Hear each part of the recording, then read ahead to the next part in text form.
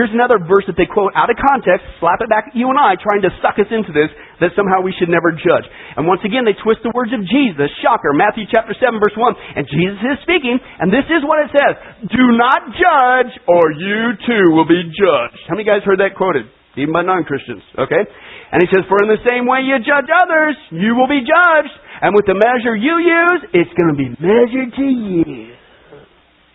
It's usually how it comes across, right?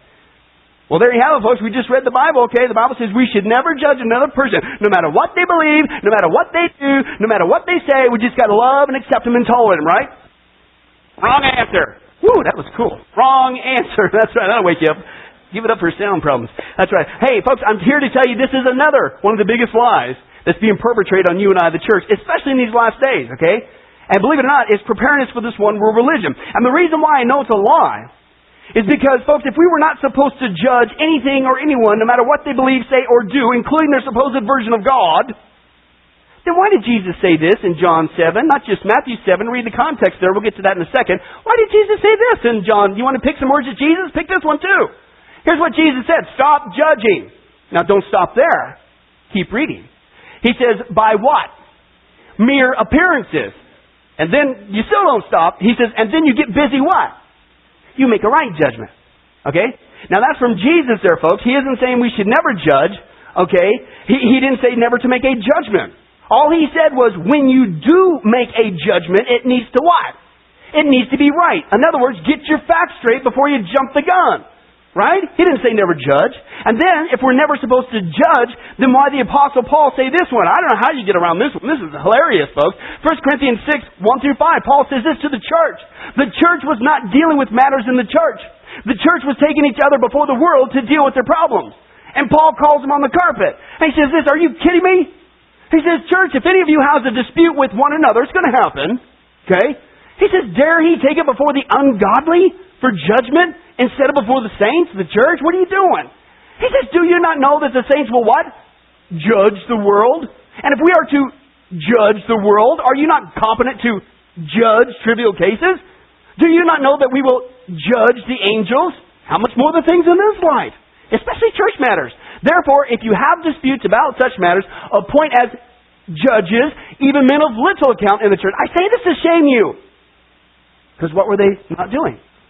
They weren't judging in the church. Is it possible, he says, that there's nobody among you in the whole church wise enough to judge a dispute between believers?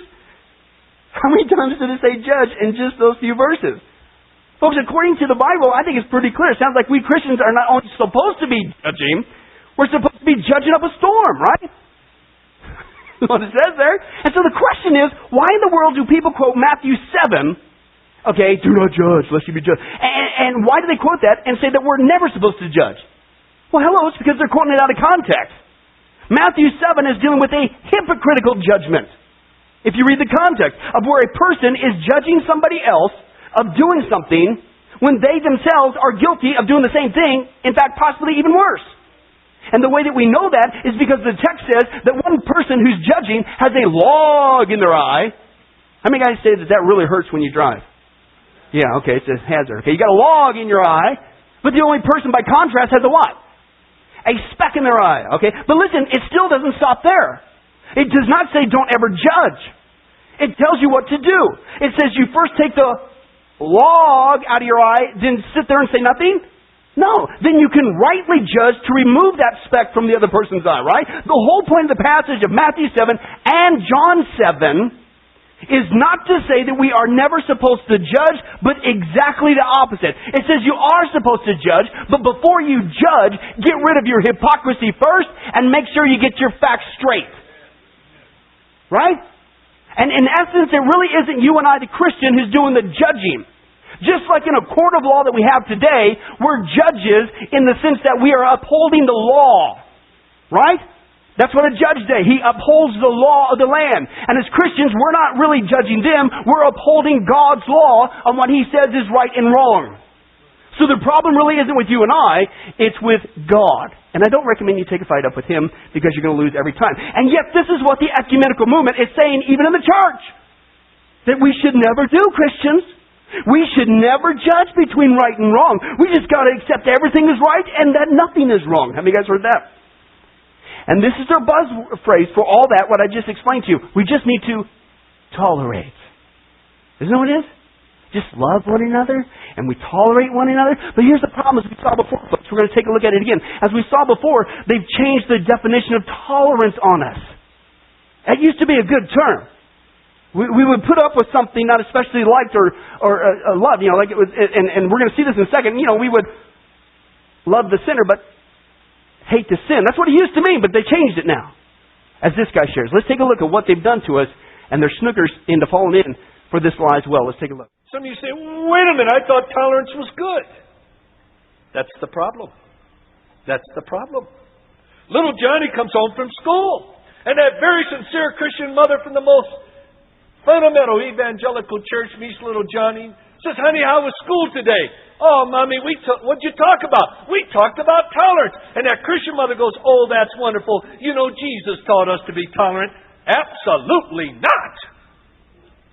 That mother is undermining everything that she believes, and it won't take years. It'll only take months to come back and halt her. You say, wait a minute, I don't get this. The reason is this. Right now, there's two distinct, separate definitions of tolerance. One, I call historical or traditional tolerance. It's the one that almost every one of us has here been conditioned to think by, and how you're listening to me through traditional tolerance, I am speaking from a whole new definition of tolerance. Traditional tolerance would be defined by Webster: to bear or put up with someone or something not especially liked. Or in our circles we'd say, God has called me as a Christian to love the sinner, but to hate the sin. That's one of the most bigoted statements you can make today. You make that average statement in an average classroom today, and that entire class would turn on you. The bigotry, the intolerance to say, love the sinner, hate the sin. The reason is, there's a second definition of tolerance. And I would say 80% of the time, outside the walls of the church, when you hear the word tolerance, whether the media, magazine, school, or what, it is not the tolerance you're conditioned to think by. It's a whole new definition of tolerance. 80% of the time, it's a new definition. The tolerance you were brought up with is now referred to as negative tolerance. The new tolerance is called positive tolerance. It's defined this way. Every single individual's values, beliefs, lifestyle, and claims to truth are equal. Let me repeat that. All values, all beliefs, all truth, all lifestyles are equal. And if you dare to say there's a value, belief, a lifestyle, or claim to truth greater than another, that is called hierarchy, and that's the new definition of bigotry. A bigot today has nothing to do with racism or anything. A bigot today is someone who's committed to moral hierarchy, that there's difference in values, beliefs, lifestyle, or claims to truth. Positive tolerance adds the word praise. And what it means is this: we not only want your permission, we demand your praise. And if you do not praise my value, my lifestyle, my claim to truth as equal to your own, now listen to this, as equal to your own from the heart, you are a bigot and you are intolerant. From the heart. It's called positive tolerance. Let me show you just how it's hit the church, just in a little brief one. Can you tell me, historically, what's been the number one verse quoted from the Scriptures by Christians, non-Christian, Christian young people, non-Christian young people, the media, everything? What's the number one verse quoted historically by the Scriptures? John 3:16. Do you know what it is now? Have you all been listening? You've been listening to your own young people? Can anyone tell me now, by far, way out front of everything, what's the number one verse quoted even by Christian young people from the Bible? Number one now, what is it? Judge not that you be not judged. Listen! Why? The moment you make a judgment, you're saying there's hierarchy. And that makes you a bigot and intolerant. We better wake up. Where are they getting that idea? Schools, media. We'll get to that in a second. Well, why do you say we need to wake up? Because here's where it's being corralled into, Christian church. Because everything we believe in as Christians is at risk. This new definition of tolerance that they put out there is now meaning that, guess what, Christian, you and I are going to become the new enemy of the state. That's where it's headed. Because we're intolerant. We're right-wing extremists. We're fundamentalists. We won't go along with this one world religion. How dare you be so bigoted? How dare you be so intolerant? Don't you know that it's religious wars that are the major cause of... All that we believe in, all of Christianity, all of the Bible, all of Scripture is based on absolute rights and wrongs that come from God. Jesus Christ is the only way to heaven, not one of many. The Bible declares that there is only one God, not several, or that we can become God. The very 10 Commandments are what?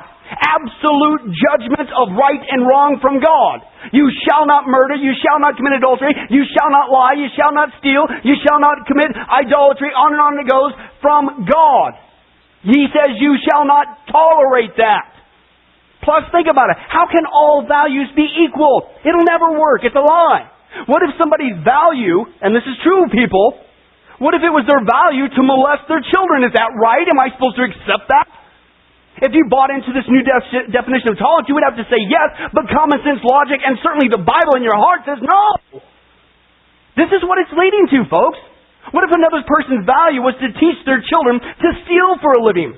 What if it was a mother's value to teach her daughter a fulfilling lifestyle called prostitution? What if a father had a value that he felt is so important to pass along to his son, that of being an abuser of women? Now, can I tell you something? Pay attention in the religious context. Some religions right now today do teach those things. Women are treated as prostitutes in different religions. They are forced into subservient lifestyles. They even are killed if the husbands don't like them. Am I supposed to tolerate that? In some religious cultures today, people get their hands chopped off for stealing or their heads chopped off for disagreeing. Am I supposed to agree with that? Do I tolerate that? If I say something against that and speak out against that, am I being intolerant? This is where we're headed. And listen, if you study history, it's true biblical Christianity that has freed people historically from these tyrannous belief systems by the standard of right and wrong being set by God. No, you don't chop somebody's head off, and you don't treat a woman like a slave. Christianity has freed the cultures from that. But now true, genuine Christian love and God's truth is being labeled as intolerant. This is what the ecumenical movement is getting the church to buy into. What do you say? What's the number one quoted verse right now among Christian people? Judge not lest you be judged. It makes sense, doesn't it? And this is what they want us to be. We can't judge now between what is right and wrong. We can't preach the Bible. We can't say that Jesus is the only way. We can't say anything on moral issues. We have to accept everything. We have to tolerate anything as right and nothing is wrong. It's all happening right now before our very eyes. The church is even caving in on it. And it's all part of forming a one-world religion that the Bible said is going to happen when you're living in the last days.